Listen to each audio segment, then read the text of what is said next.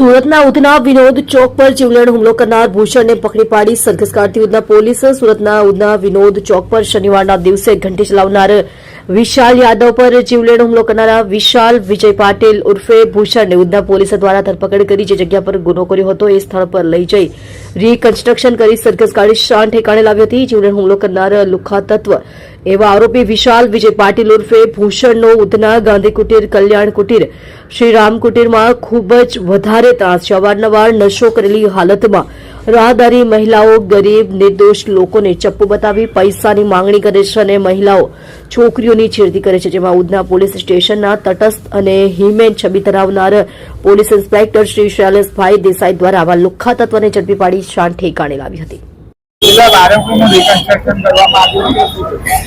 શનિવારે ઉધના વિનોદ ચોક વિસ્તારમાં એક ચાકુ મારવાનો બનાવ બનેલો હતો। એમાં ઉધના પોલીસ દ્વારા આરોપીને પકડી પાડવામાં આવેલો છે અને બનાવવાની જગ્યાએ લાવી રીકન્સ્ટ્રક્શન પંચનામું કરવામાં આવે છે અને આ ગુનામાં આરોપી વિરુદ્ધમાં વધુમાં વધુ પુરાવા એકઠા કરીને આરોપીને કડકમાં કડક સજા થાય એ પ્રકારના તમામ કાર્યવાહી કરવામાં આવશે।